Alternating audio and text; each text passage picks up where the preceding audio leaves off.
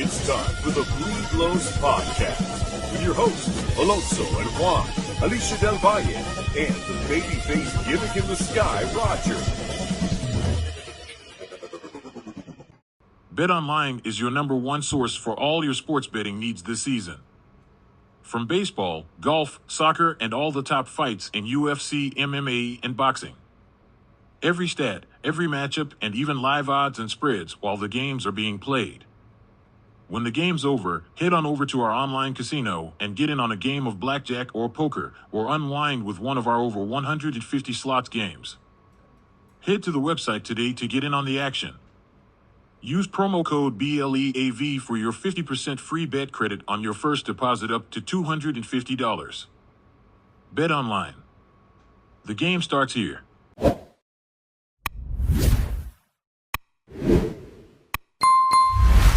And the two best teams in the National League, the Los Angeles Dodgers and the Philadelphia Phillies, are gearing towards a huge 3-game series in the month of July, right before the All-Star break kicks off. You know, it's the two best teams in the National League, arguably two of the best teams in all of Major League Baseball this season, and their records show it. You know, the Phillies currently, they have a commanding lead in the National League East. It's a very surprising year. The Atlanta Braves, despite still having a winning record, they are, I believe 8 or 7 games out of first place now. The Dodgers, they also have the next best division lead in the National League West, but that's kind of been given, year in and year out. The Philadelphia Phillies are taking a huge step forward, back-to-back NLCS appearance, 2 years ago, just removed from a World Series appearance, and kind of everything is clicking for them right now. We got two juggernauts kind of going at it with this 3-game series. So we don't really do many preview series just because looking at these teams matching up, it just feels like October baseball in July with the starters that are going to be going. This is a matchup that I've kind of had penciled in, circled on my calendar once the MLB schedule is announced, just because once these two teams meet together, it's going to be some good baseball, and they've shown that the past couple years that they've played each other. So wanted to get some Philadelphia Phillies fans' insight, and I got two of the best people that I know on social media. Their X is linked all over the page. You got them right there. But first, let me introduce Kylee Sullenberger. She is 1/3 of the Bell Smashers pod, is a contributor to the Philly Sports Network, and a little added bonus, she is also on the Pro Sports Fan app representing the Philadelphia Phillies. And I also am welcoming my good friend, Jake Huber, writing for the Diamond Club, writing for That Ball's Out of Here for FanSided, representing the Philadelphia Phillies as well. Both these guys have a lot of good insight, a lot of good baseball knowledge, so I'll give it to you guys. Kylee, Jake, thank you for coming onto the show. Thank you for having us. Of course. Yeah, so honestly, let's dig in. There's a lot to talk about, but I think the first thing I want to kind of get out of the way first, just to show how good these two teams have been, is the All-Star. And the Phillies kind of, and their fans and the players kind of dominated this year's ballot. Was to be expected. I feel like when we had a conversation on our live on this show a couple weeks ago, we talked about, usually the trend is the team with the best record usually sends the most representation to the All-Star game. So I don't think there's anything wrong with that. I think the Phillies fans, they showed out. They ended up voting a lot. They almost had some players beaten out. Kyle Schwarber and Shohei Otani, that was pretty close and all the way to the end. So, but Kylee, looking at you, there's a couple All-Star nods for this team. Alec Bohm is probably the big one that stands out for me. But looking at all these guys, who stands out the best for you in terms of the All-Star selections for the Phillies this year? The easy answer is, of course, Alec Bohm. Finally having that year that a lot of Phillies fans were asking for. But I'm going to go with Jeff Hoffman. He has been absolutely unreal. To think he wouldn't even be in this position if he hadn't been called up to pitch live BP to Bryce Harper, and Bryce Harper had to say something like, call this guy up just for him to have a shot. You can't write a better story. Yeah, and then, Jake, honestly, looking at the Phillies All-Star selections, it's a franchise record 7 best players, and technically, speaking with some injuries and, guys making starts late in, there could be potential for other Philly starters to get added to the rosters as reserves as well. Because I know Zach Wheeler, it was already listed as inactive. He'll still get the All-Star nod, but someone potentially could take his place. But kind of looking at the way the Phillies fans voted this year, the way the team's playing this year, and then the amount of stars that are not only representing the Home Run Derby, and the All-Star game, but is this the most you've been excited for the Midsummer Classic? Just because I feel like the Home Run Derby's always, widely watched, but the All-Star game really isn't. Yeah, it's I'm a fan guy, so I like all the theatrics and the All-Star games and the red carpet and all that kind of stuff. It's exciting to see these guys here. I can't lie, I audibly cheered when I saw that Strom and Hoffman were both going to get in. I figured one of them would make it, but two relievers, two starters, both making the All-Star game is incredible. And like you said, the other guys, I mean, Chris Sanchez just on the outside. Chris Sanchez had a great year, 2.96 ERA, just got his big extension. So, yeah, it's really exciting. I am really hoping for one thing during the All-Star break, though, is that Alec Bohm hits more homers than Pete Alonso. Yeah, I think I can agree with that. We all like to jab on Mets fans. Pete Alonso takes this thing extremely serious, and I remember when he had the temper tantrum when he ended up losing in the Home Run Derby a couple of seasons ago. So that'll be definitely on my bingo card when I'm watching the All-Star game in the next 2 weeks. But Kylee, kind of touching back with you about Alec Bohm, I know you were one of the guys that was very, very heavy in defending him, throughout the offseason. You got a lot of criticism on it, but now I feel like you're due your flowers, because this guy has pretty much turned his entire career around, all the way back to the moment where, he was saying, I fucking hate this place. Now you look at him, he's a cornerstone piece of the Phillies offense.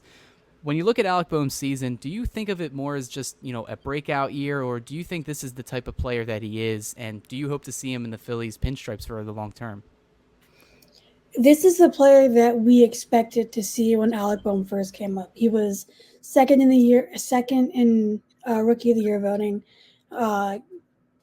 And after that, he had a really bad second year, and things just kind of got out of hand after that. But I think now that he's finally had the year he's supposed to so far, he's doing all the things he needs to do. He's finally getting the recognition.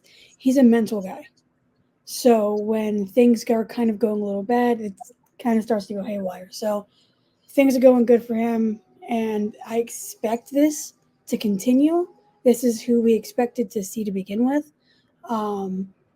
If it continues, I would love to see Bohm in the Phillies jersey for a long time. Yeah, I know me and Jake talked about this, extensively. The whole thing this offseason was that the Phillies ended up going to arbitration with Bohm, which you typically don't want to see with players, especially when it's such a minuscule amounts of dollars that teams end up going to arbitration over. But I feel like Bohm's just the embodiment of Philadelphia. I look at Bryce Harper, and then I look at Alec Bohm as like a very close second. A guy that I think on the Dodgers has kind of been through the similar, situation, but just hasn't, broken out, is my guy Gavin Lux. I feel like this is a guy that Dodger fans were clamoring for, 2019 Baseball America Player of the Year. Huge expectations were thrown upon him, and Alec Bohm was expected to be a cornerstone third base piece for the Phillies, and now he's finally living up to that. Gavin Lux, on the other hand, we're still seeing him struggle this season. A lot of Dodger fans are pretty much jumping ship. He's one of those guys that I really want to change, but I feel like the Dodgers and the way they're at right now, they just can't afford to wait around and wait for this guy to kind of blossom into the player like Alec Bohm has. So credit to the Phillies for, being patient, going through, all the emotions with Bohm. And now look at him this season, an all-star, home run derby nod, is one of the best hitters in baseball this season. He's on pace to lead the league in doubles. Him and Shohei Otani are kind of going back and forth in terms of the National League and that metric. But Jake, kind of before we shift gears, what are your thoughts on Alec Bohm this season? It's funny that, Phillies fans are going to think alike, but Kylee said it. I had very mental player written down. I think now that he's in his groove, he's figuring things out. I don't think his game was ever really power, and I think that was where he kind of got caught up. people are expecting, this 6'4", 6'5" guy, big frame to go out and hit 35, 40 home runs. He's just not going to do that. He's going to go rip you 50 doubles. He's going to Freddie Freeman into death, just without the walks. I think, since the day he came up, his swing is one of the most pure in the league. I mean, if you just look at it, he's going to hit. His opposite field power, the opposite field drive, all that kind of stuff is immaculate. I think figuring out his spot, finding his role, and figuring out, just Philadelphia in general kind of helped him. Now that he's, steady and now he's established, he's got, an all-star game nod. I think this could be propelling him to a very good career. Yeah, and then kind of just circling back to just the way the Phillies have been playing this season. Dodger fans, they're out west. They're focused on the National League West. They're focused on the Padres, the Diamondbacks. They're focusing more on the outlook of the future because, this is a team that's made the postseason every single season since 2013. They don't really have many other teams to worry about. But lucky for me is that I am on the East Coast, a rare Dodger fan here in the small state of Delaware, and I kind of get to see the vibe of other teams that could be competition. So, Kylee, I'll start with you. We've seen the Phillies have struggles. We've seen the Phillies make the second, third leading wild card. This season, it feels like they are taking advantage of, some injuries on the Braves, taking advantage of a weak National League. And it seems like they're propelling themselves to try to, not only win the division, but, get a top seed. What do you think has separated the Phillies from, other playoff contenders such as the Dodgers, such as the Brewers, or something like that? They've been here before. They've made it a point to sign players that have the experience and to help the young guys. And I think the biggest thing is Bryce Harper. Ever since he came here in 2019, he's completely changed the clubhouse, the standing, everything with the organization. He's completely just done a 180. And they've continued to add pieces, signing and extending Wheeler, extending Nola, trading for and signing JT Realmuto, all these little things, Turner, of course. This year specifically, they've been there. They've been so close the last 2 years. And I feel like 2022, they were like, yeah, at least we got here. 2023, you get to the NLCS, you face a Diamondbacks team that was kind of like the Phillies the year before. Probably shouldn't have been there, but some magic went their way. And they just got knocked out unexpectedly. So I think this year they want to take what should have been there as at least one of the last 2 years. Yeah, and then Jake, kind of looking, I feel like me and you had discussions over the winter where I was like, it's nice that the Phillies are in the wild card round, but I feel like they would like to take that next step and get a division crown. I feel like we're going to see some experiments here to see if they win the division and see if there really is a layover fatigue that has plagued, teams like the Dodgers and the Braves since the new playoff format was put in. But kind of, are we shocked that the Phillies are in this situation right now? Kylee mentioned, the steps leading up to this, the key signings, the key re-signings, the key trades, and then kind of just taking advantage of, the things that are happening around you. And are we shocked that the Phillies are where they are and then where they are going to in the next, because, they're on pace to win over 100 games for the first time since 2011. They're on pace to win the division for the first time since 2011. And are you shocked by any of this? Yeah, I mean, it's different because last year I projected 95 wins. Of course, this year, same kind of thing. I've never doubted the Phillies. I think it was more so the competition. The Braves are just underperforming. That's what it really is. You have 4 teams within 4 games of the Phillies. And if you looked at it before the season, almost everybody would tell you that the Braves would be one of those top 4 teams in the league. So if they were playing like one of the top 4 leagues or top 4 teams, they'd be within 4 games. I think obviously it's underperformance from the Braves, but the Phillies have just done some incredible things. I mean, if you just look at their bullpen, something that blew my mind is if you look at their top 9 guys for innings out of the bullpen, every single one of them have an ERA plus over 100 or at 100. So that means they have 9 guys better than league average in their bullpen. You're not going to lose many games like that.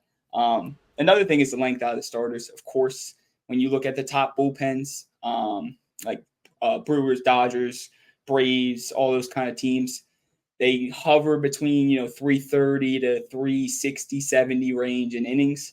The Phillies only have 282 bullpen innings this year, 50 to 90 innings less than these other bullpens, which obviously is a tell to the starters. But you're hoping that you're not getting fatigue and injuries from that. But I think just the incredible performance from the pitching is what's turning this team to that next level. Obviously, we're going to swing when like Kylee said, when Bryce Harper came, brought in Schwarber, brought in Castellanos, brought in Turner, you're going to hit the ball. I mean, those things are going to happen. But when you're getting 9 guys clicking out of your bullpen at the same time, you're going to be a top team in baseball. Yeah, and I think a big key change was once Rob Thompson took over, because I feel like the mentality was ball go boom, and now it's like you look at the team when he took over to where it is now, the Phillies, they're taking advantage of all the metrics. Me and you had a conversation where in terms of defensive, fielding, and people think baseball doesn't have any, game planning, but we were talking about how, the Phillies saw that Nick Castellanos gets balls better when he comes in and gets the ball, and they're putting him in the best position, to field that ball better. The starting rotation, I want to go straight forward into that and have you elaborate more, because I feel like there's no chance that any other team can come against this, the Phillies rotation. It is so deep. They have at least 6 starters that they can use at any single day. The top end of the rotation with Wheeler, Nola, Sanchez, and Suarez, I mean, those are 4 guys that are going to start playoff games. And Suarez is kind of like that wild card man, because obviously you got to give him his flowers. He's had a really good, start to the season, especially in the rotation. But he's also been used in high leverage situations out of the bullpen, and I don't think the Phillies will kind of get away from that game plan. If it ain't broke, don't fix it. So going in the starting rotation, I know that's a big thing that I really wanted the Dodgers to address, and they did. But we're starting to see injuries kind of plague them right now. The Phillies took that approach and did it with steroids, because it just feels like they have so many pitchers on their team. What can you tell me more about this starting rotation, man? I mean, obviously, you named it, the 4 horses with Sanchez, Nola, Wheeler, Suarez. But really, honestly, the craziest thing, I talked about the innings before, is the Phillies have only had 7 guys start a game this year. So the health and the ability to just be there every day is what's really making the Phillies, better than a lot of these teams. 3 of your top 4 guys have sub-3 ERAs. Nola, Wheeler, Suarez have started 18. Chris Sanchez will start his 18th game. I think he pitches tomorrow. So, I mean, these guys are just on the field. It's been the Nola case, all along. Everybody talks about how underrated Nola is because he's always there. He's always pitching. He's always giving you, 5, 6, 7 innings. So when you're getting that on a daily basis, you can't complain. But then you have guys who are overperforming. They just say it. Ranger Suarez is an elite pitcher, but he's not the best pitcher in baseball.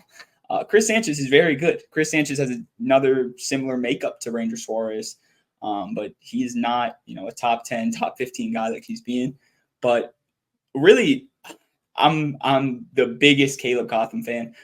I think that what he's done to this pitching staff, between not only, like you said, the mentality with Thompson, but also just working with the pitchers, JT and Stubbs, and now Marshawn calling pretty good games for these guys. I just think there's a lot of camaraderie on that pitching staff, and then health is always going to be important. Like you said, the Dodgers had these acquisitions, but they're going down with injuries or spots starting. You have 7 guys start games throughout your season. That's a pretty good deal.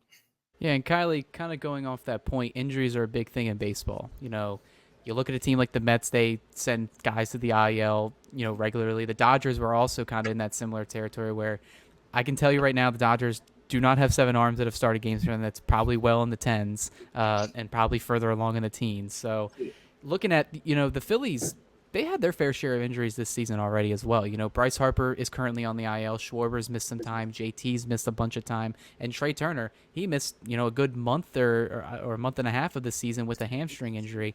And now you're starting to see these guys come back. But looking back, how the Phillies kind of played even with those injuries, is that just a testament to the depth of the team? Yeah, absolutely. I think that this offseason, and I mean, they didn't really add much anyway. They extended Wheeler and re-signed Nola, but Edmundo Sosa has been absolutely huge. There's not enough words in the dictionary to explain just how crucial he had been during Trey Turner's absence, and Cody Clemens during some time when Turner was out too. He was unreal. David Dahl had a magical couple, like a week or two. Some pitchers coming in, and because Turnbull's out, and so we've had pitchers come in like Tyler Phillips, knockout, strikeout 3, and it's just a testament to how this team is. They don't care, next man up, and they have the skill set to do it. I'm glad you mentioned David Dahl because me and Jake like to joke around. That's the Oklahoma City Dodger legend, David Dahl last year. Kind of revitalized his career in our farm system. So you're welcome for, taking the most of his baseball abilities. But yeah, Thank you, OKC. I think the testament of any good baseball team is their depth. And I think that's something that the Dodgers, specifically the Tampa Bay Rays, have kind of mastered, is that all right, if someone gets hurt, guess what? We're just going to replace you with some minor league guy who's going to end up being either above league average or serviceable. And then once this guy comes back, then we're at full strength. So, and I think the Phillies have kind of, over the years, have taken that approach to having so much depth, whether it's offense, pitching, bullpen, you name it. And that's the reason why they are kind of where they are. But we're kind of at the season right now where depth is getting tested. And guys, I don't know if you know, a couple weeks, we're getting close to the MLB trade deadline. And both of these teams are going to be super hyper focused on acquiring elite talent that can take them to the next step. And, I like to joke around. Dave Dombrowski, there is no such thing as a bad trade for this guy. He will go out. If he really wants a guy, he will go out and get him. I've seen him do work for the Red Sox and what he's done there. But, Jake, looking at this deadline, the Phillies, they don't have too many holes, but, I see many Phillies fans going on social media clamoring for another elite bat. In your opinion, what do the Phillies kind of need to solve right now? And is it similar?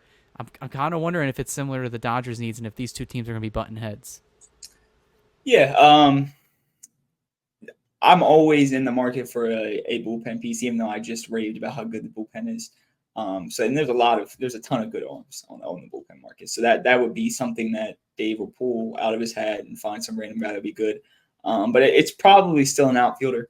Doesn't necessarily have to be a center fielder per se. Left fielder would be fine. There's obviously a few guys. I'll give Kylee some effort, so I won't give all the names. But the biggest guy for me, I think, is Taylor Ward. I'm an analytical man, and his baseball savant page is one of the most credible things I've seen for a guy hitting 238. He's just can hit lefties real well. He's not great in left field, but he's not like, I like Brent Rooker, but he's a terrible left fielder. You can't play him in the outfield. You can play Taylor Ward in the outfield. You need another right-handed bat, I think, because as Casty has been hot as the last month, you really only have Bomer and Turner as your big right-handed bats. JT will hit in the playoffs because he's a playoff performer, but you need some more to get through the end of the season. 2 years of ARB left too, so he's still got team control for the next couple of years. I don't think it would be the craziest move. Wouldn't need to deal like Miller or any of the top prospects. Like while Luis Robert would be great, somebody's going to have to go for that. So Taylor Ward would be my number one. I think another underrated one, I saw you touch on it the other day with the Dodgers, would be a guy from the Rangers, Kirby Yates. I think he's got the pedigree. He's got the track record, 41 saves, I think it was in 2019 with the Padres. He was an all-star. He was top 10 Cy Young. What is he pitching this year? He's got a .86 ERA within 31 innings with a .862 whip. That's just disgusting. Don't necessarily need him to be the closer. I think what we've been doing now with the bullpen is great with playing matchups and things like that, but that gives you another high leverage arm to kind of use as a stopper with Matt Strahm, because Matt Strahm has been great, but I don't know how often you can throw him into, 3 right-handed hitters and hope things go well. So I think those would be my 2 biggest moves. But really, I think outfield might be the only real need that the Phillies have. It's funny that you mentioned an Angels player because immediately when you said that, I was like, well, there's no shot in hell that Artie Moreno is going to trade with the Dodgers. They tried it in 2020 when they tried to get Luis Rengifo Yep. way back then, and now Luis Rengifo is coming up in trade talk again. Taylor Ward is another guy, and anytime I see Dodger fans mention, either of those names, Tyler Anderson's another guy, Mhm. I'm like, it's not going to happen, guys. It's maybe in MLB The Show it's going to happen, but in real life, people hold grudges. So, and I'm glad you're not, because I know you value prospects, and we had on the other day Bruce Coons from Dodgers Digest. He's a huge prospect guy, and even he values prospects, but he says not one is really untouchable. But I know you like a couple of these guys, and I've been saying it. I don't think there's many players in the trade market that are worth destroying the farm for, unless you're the Dodgers. Because I'm not trying to point any fingers or make any shots coming at the team, but the vibes are different right now because it's like if we don't get to the World Series or if we don't win the World Series, it's kind of everyone's making fun of us. Yes. If you guys, win the division and make another NLCS appearance, people are popping bottles and you guys are America's team right now. So, Kylee, kind of going off the trade, talk before we start diving into this series and, the Dodgers and Phillies. What are some ideas of, trades? Because, I know the Phillies are going to be active, but what do you think that they should do this deadline? I'm absolutely on board with the outfield bat. I was hoping Rojas would have a start to the year that would have a better start to the year, but he hasn't. And while I think his bat can get there, we need help now at that spot. I've seen that Jazz Chisholm, Luis Robert, and Right? and who? It was Bellinger, wasn't it? Bellinger. There we go. Thank you. Yeah. Yeah. And none of those three are worth Aiden Miller, Andrew Painter, Mick Abel. It's just like you said, there isn't a trade piece that's worth giving up those guys. Kyle Tucker was the very beginning, at the very beginning of the season, and I was like, I don't care, get him. I'd be in on that. Do whatever it takes. Nobody's off limits. Yeah, and the Astros said no because then they decided to start winning games, and now I think they're like a handful away from the Mariners, who haven't taken advantage at all of their season right now. But kind of shifting, I agree with both you guys. I know the Phillies are going to target an outfielder. I know the Phillies are going to target pitching. The Dodgers, they're kind of looking at all options right now. I've kind of argued starting pitching is kind of the big thing for them right now. They need that added depth. They need somebody to eat innings. And there's a lot of arms out there, but they're going to come in at an extremely high price. So I'm interested to really see how this deadline goes. I know we're going to have some trade talk over the next couple of weeks, especially on our channel. I know I'm going to see it on social media with the Phillies and everything. But let's start talking about this series because I feel like each team is coming in this series kind of on similar, trajectories. The Dodgers and the Phillies, as good of records that they do have, they have kind of been mediocre over their last 20 games. The Dodgers have a 12-8 record, and the Phillies have an 11-9 record over their last couple games. Each dropping, series. The Braves just took care of business in Atlanta. They're celebrating their World Series over there, and the Dodgers, despite taking care of the Brewers, they dropped back-to-back series before that to the Giants and the Diamondbacks. Offensively, both these teams are, among the best in the National League. In terms of home runs, Dodgers are first, Phillies are third. In terms of RBIs, Dodgers are first, Phillies are third. In terms of run differential, the Phillies, I believe, are first, and the Dodgers are right behind them, I think 5 runs short at second. And in terms of head-to-head matchups between these two guys, or these two teams, 7-6 record since 2022, which is kind of when the Phillies kind of came into their own, being a competitive ball club, being, a National League pennant chaser. And I feel like that shows, they show up in big moments. They show up to play against the Dodgers right now. Looking at this series, Jake, there's a lot of storylines we can take away, but what is your big storyline despite, some of the injuries that are on both clubs right now for this series? It's going to be Miguel Rojas because he hits 300 versus the Phillies, and I don't want to play him anymore. No, I think the biggest thing is it's like the attack on Titan, man. It's like the two biggest teams, facing off. The Dodgers are 25-17 against teams with a winning record, which is obviously scary. But I think the biggest thing will be how the Dodgers analytically line up, because I feel like they're a very analytical team. Like you said earlier, they find random dudes like the Rays and bring them up, and they're great. The Phillies have holes in their hitting. I mean, Marsh still struggles to hit high fastballs. Castellanos, swings those down and away curveballs. Things like that is what I'm scared about with the Dodgers, because they don't necessarily need their top end talent when they know what they're doing. I think that is a big problem. And then like you said earlier, 11-9, which is nice to say it's mediocre because we've been so good, but it's really not that good as we've been. So our form isn't the greatest going into this series.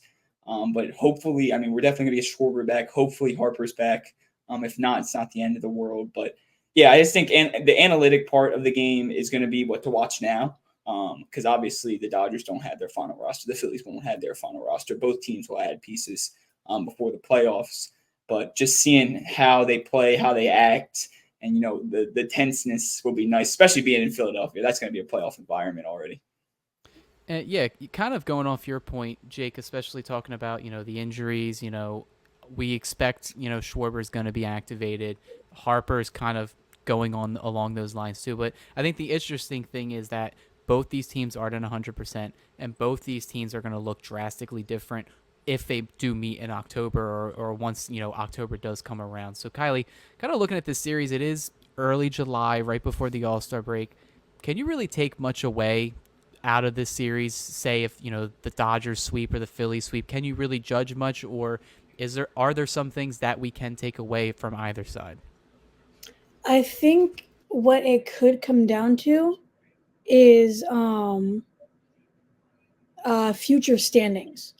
I really don't think it's going to be anything much other than that, because if the Phillies win the series, it could end up being the difference between first and second, who they play next, and all that. And I mean, like you said, neither team is going to have the full roster. But I guess something to keep an eye on will be the pitching against who we know we can expect to be on the roster come postseason, like Freeman, Otani, Turner, Schwarber, maybe because he's coming back. So it's not too much to say. It really just a series as a whole could be a factor in the end. Yeah, I mean, I feel like both teams, obviously, they're going to play up to it. I think two of these games are nationally televised. One's going to be on TBS, one's going to be on ESPN. And then, everybody's going to kind of have eyes on this series, especially Phillies fans, especially Dodgers fans. I know this is a big series for us because, we're facing back-to-back, nationally leading teams in their division. We take 2 or 3 from Milwaukee. We're feeling good despite, how the pitching has looked the past couple of weeks. But then we go into Citizens Bank Park, a place that is pretty much a postseason atmosphere this entire season so far. I feel like anytime I see a video, it's a packed crowd. Looking at this series, games 1, 2, and 3, so far right now it's supposed to be Bobby Miller versus Zach Wheeler, 2 flame-throwing arms going at each other right now. Bobby Miller hasn't been off to the best start, since coming back from the IL. He looked a little bit better his last time out, but it'll be interesting to see him go against this crowd in Philly. He did pretty well last year. I was there. He kind of dominated the lineup, but we'll see if he makes any adjustments this start tomorrow. The next game, Gavin Stone versus Christopher Sanchez, 2 young up-and-coming arms that are kind of exceeding expectations. One got rewarded, a contract extension. Gavin Stone kind of was on his Linsanity run, kind of, going 6-7 innings, multiple starts in a row, allowing one earned run or less. And then, the final game, Aaron Nola's taking the mound, the Iron Horse for the Phillies. And right now it's TBD for the Dodgers. I'm assuming it's going to be Landon Knack. It could be a bullpen game. That sounds so much fun. But looking at these 3 games, Jake, which one excites you the most?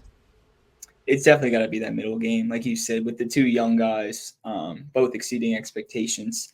It'll be fun to watch. It's kind of that's the problem with this series is we do have Wheeler and Nola and Sanchez going, but the Dodgers are all over the place. I mean, Bobby Miller's battled injuries most of the season.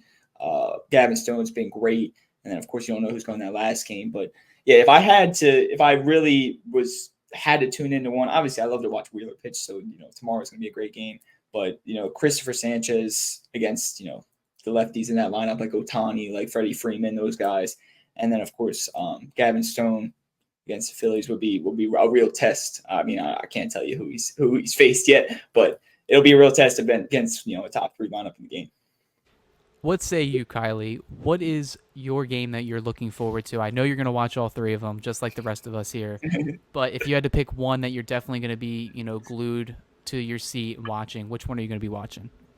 It's absolutely going to be tomorrow's game. I want to see how Wheeler. Well, change that. As I was speaking, it made sense to change it. I'm going to go the Sanchez game. I want to see how Sanchez looks against the Dodgers lineup. Yeah, I want to see how he goes against a contending team. I'm actually going to go with that game 1 start. I am a Bobby Miller fanatic, but I actually am very curious to just see, he comes back off the IL immediately the first game that they throw him into, Coors Field. Doesn't go to plan.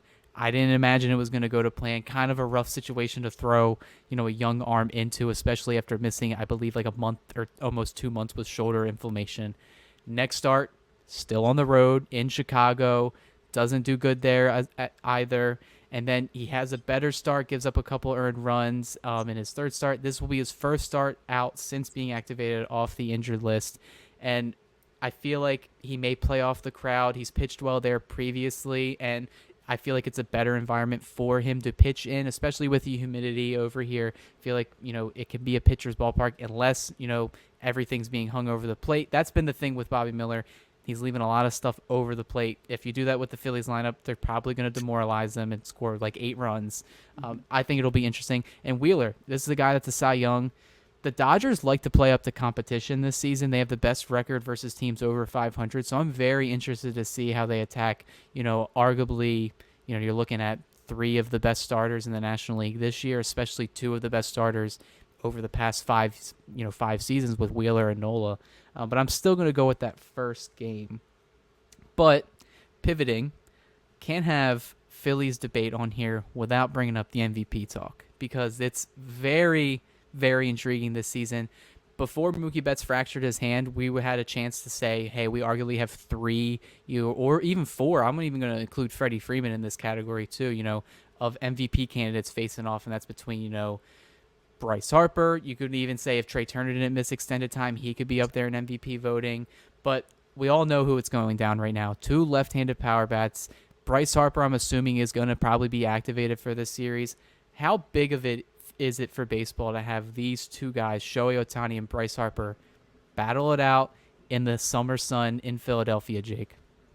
Yeah, I think we saw it, like you said earlier, with the 2 primetime games during the middle of the week. I mean, you have the clear favorites at this point. Like you said, Mookie Betts and Trey Turner would both be in there if they played majority of the season. But it's really exciting to see these guys go up against each other.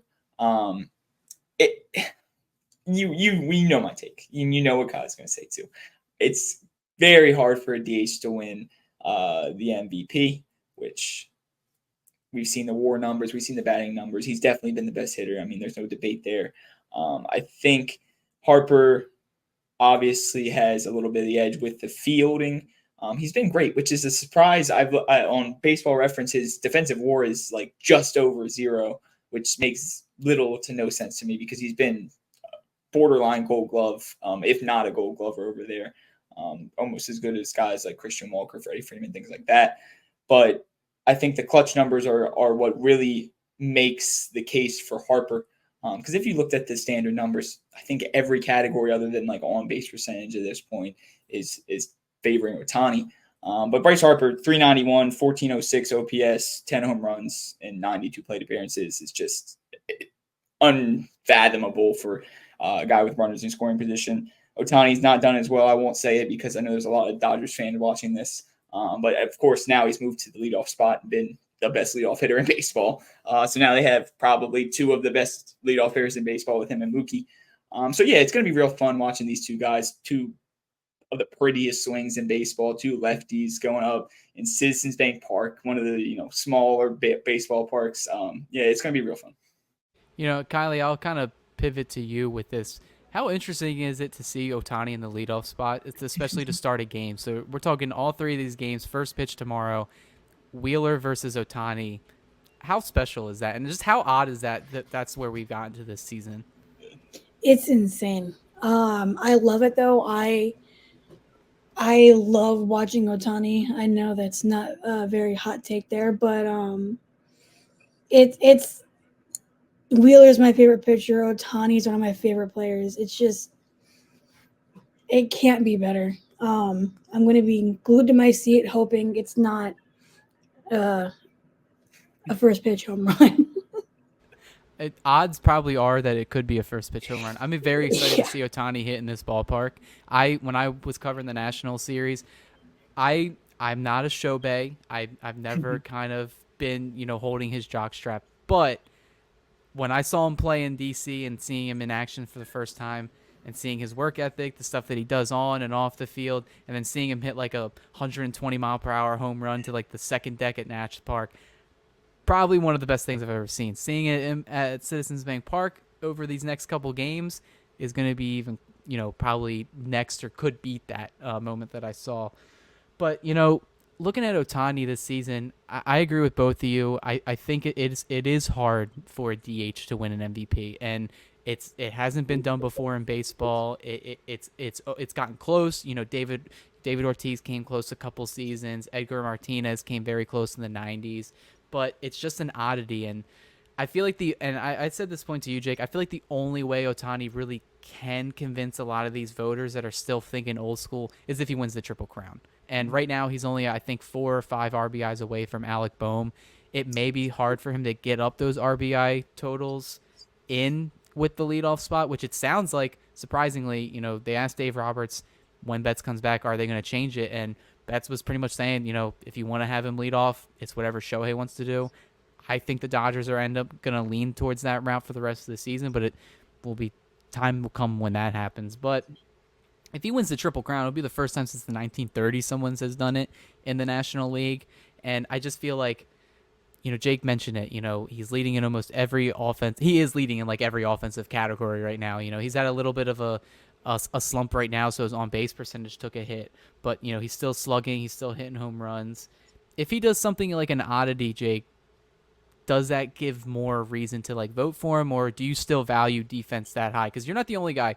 A lot of people have put that argument out there, and I feel like if Bryce Harper was playing a more premier position, I would agree. But I feel like first base, you even mentioned it, his defensive run saves is at near 0. That's just because first base just isn't really a defensive metric position. But what say you? Yeah, it's weird because obviously as a Phillies fan watching Bryce Harper on the field, you can see the value. I mean, you can see the things he does, holding runners on, catching the ball, throwing people out, things like that. But I think the new age analytics really favor Otani because now, I mean, of course you have all these voters and these old guys who have the old way of thinking that you're never going to change. But there are a lot of people that will go on Shohei Ohtani's Baseball Savant page and see that he's in the 90th percentile of every single category and be like, hey, this guy's pretty valuable. I've always was a WAR guy. I was a WAR guy for a long time. I think now with the variability and the objectiveness with that, it's kind of hard to go say, hey, this guy has the most WAR. He's the most valuable player. But I think that other analytics, deeper advanced metrics and things like that, and of course, Otani being Otani and being the name and being the face of baseball is going to help a little bit. But yeah, a Triple Crown would basically lock it up, at least for me. But it's all up to the old age thinking of these writers. And before we wrap up the show, I will bring it up. Currently, according to Fox Sports Bet, Otani is at -330 and Harper is at +950. That'd be closer than that. I thought it would be closer, but Wow. because I saw a lot of MLB insiders start putting out their midseason awards, and a lot of people picked Harper. Bob Nightingale picked Harper. Yep. That was a big guy that a lot of people read his stuff. But then there was also an equal rift where some people were actually just picking Otani just based on offensive numbers. It's definitely going to be a race all the way to the end of the season. Last couple questions before we wrap up the show and get ready for this series that's going to start later tomorrow when this episode comes out. Looking at the Dodgers, I kind of want to get your perspective on the team, how it looks now, and then what you're kind of thinking that they're going to do this trade deadline. What's one thing that scares you the most about playing this team right now that's not Shohei Ohtani? And I'll start with you, Kylee. Freddie Freeman. Known Phillies killer. He's on the Braves. He's just every single time he went up to bat, I feel like he was hitting a home run. And I mean, it's the same thing I said last year in the postseason with Josh Bell. We can keep players off the bases for Josh Bell. They'll get past the Marlins easy. And they did. And so the Dodgers are obviously way more loaded than the Marlins were, but Freddie Freeman is just going to be that dude who will be up to bat with the chance to take the game into his hands. Guaranteed. Yeah, I'll 100% agree with you on that one because Freddie Freeman, since Mookie Betts is on the team, Otani joins the team and everything, he is the forgotten hitter on this team, kind of. Out of the big three. Out of the big three, a lot of people pick him as the three, but I've argued that he is the best hitter on the team. He's the best pure hitter on the team. Over the last 30 games, he's hitting .318. He's got 6 home runs, couple doubles thrown in there. This guy's hot right now. He's raised his batting average from the mid 200s all the way up to over 300 again. I believe his OPS is almost at 900 as well. He's rising. That's why I put him in the MVP conversation as well. Especially the look at the last 2 seasons he's had. I've argued since he joins the Dodgers has been the best seasons of his career, and that's not to knock anything he's done on the Braves. He won an MVP in 2020, however much you want to count that regular season. But yeah, I totally agree with you there. But Jake, I'm interested to see your take. It doesn't have to be just this series specifically, but kind of even just like moving forward, if say these teams meet in the NLCS, what's a guy you got circled that you're kind of worried about? I was just looking up Freddie Freeman's stats real quick. 896 OPS against the Phillies in 200 games is absurd. Obviously it's those two guys, Miguel Rojas and Freddie Freeman, Philly killers, basically on the level of Josh Bell. But I think it's more as a whole just the Dodgers. Like especially right now when you look at it, we're coming off the series, biggest series of the year probably against the Braves. Kind of fumbled a little bit there. I mean, there was a lot of things going on, but now you're going right up to probably the second best team in the National League, and you're rolling right into them. You're not playing extremely well, and of course the Dodgers can play people in the regular season. I mean, they win games. When you look at the Dodgers, you're like, that's a scary team. It doesn't matter who it is. I mean, you can break down this lineup incredible ways. I mean, even guys like Andy Pajes can hit the ball. Teoscar Hernandez is an all-star. I mean, Gavin Lux hasn't really done what we hoped, but even Chris Taylor went yard the other day, dude. Come on, man. Like this whole team can get you, and especially in Philly with the smaller ballpark. I think it could really be a toss-up with the Dodgers and the Phillies and just all the history that's been there. You look back even to like the 08, 09 years. It was always Phillies Dodgers, and they always play well. But it'll be fun. I mean, it's going to be good baseball either way. I'm just hoping, Phillies come out on top. I shouldn't say that too loud. Yeah, and final thing before we wrap up the show, I'm kind of already know what your answers are going to be, but what are you both thinking that this series is going to wrap up as? Do you see, the Phillies taking care of business? I think it's a tall task for the Dodgers this series. I'm going to come out and just say it. I think the Phillies are just going to kind of come out on top of this series, at least taking 2 of the 3 games. I think the Dodgers can sneak one out, but I wouldn't be shocked if the Dodgers kind of treat this like a playoff game and kind of, try to get out of it. But Bobby Miller's been a big question mark for me. I have to take Wheeler over in that game, but I wouldn't be shocked if, the offense or Miller, start, playing to their potential. And then Sanchez in game 2 against Stone, that's another one. But the bullpen game in game 3, really just doesn't give me hopes for this series. Because if you know me, I hate bullpen games. It's the death of me, and especially in the Philadelphia heat. I've watched too many bullpen games on the East Coast when the Dodgers come out here. So, Kylee, I'll start with you before we end the show. What are your predictions for this series? I think they split the first two. Logically, you would think the Wheeler start for the Phillies and the Stone start for the Dodgers, but knowing the Phillies, it's probably going to be the reversed for some weird reason. And bullpen games can literally go either way for the Phillies. They can either hammer the bullpen or they will get no hit through 8 2/3 innings. So it's that one is the one that I'm not sure about. It really just depends. I'm leaning toward 2-1 Dodgers, but wouldn't be surprised 2-1 Phils. Jake, what's your thoughts on this series before we close it out? She's spot on with that. You could throw that bullpen game and we will go 7 innings scoreless. It's gonna be a toss up. The biggest thing will be if they hit or not. They've notoriously not hit for Zach Wheeler, so that's gonna be tough. Bobby Miller, another not favorable game for him. I mean, he's in the hitter friendly Phillies, that environment over there. I would obviously lean 2-1 Phillies. Again, the bullpen game is the one that scares me because I really feel like Chris Sanchez can shut this lineup down with the lefties, with the lefty matchup, with that changeup inside, sinker away, finding that corner. But one guy that I wanted to touch on that I didn't get to touch on earlier was Bryson Stott. I think this is a good matchup for him. Dodgers have a lot of high velocity strikeout kind of guys, and Bryson Stott doesn't strike out much. 15.4 strikeout rate this year. He's got a 12% walk rate. He hasn't been going. I mean, he's at a 682 OPS, but his OPS plus I think is close to 100. So he's about a league average hitter. So if he can kind of, Schwarber will be back, but if he can kind of propel the bottom of that lineup with guys like we talked about earlier, Dahl and Cody Clemens and Marshawn and Stubbs, that could kind of help us. I'll say it because nobody else is going to say it. I think the Phillies sweep.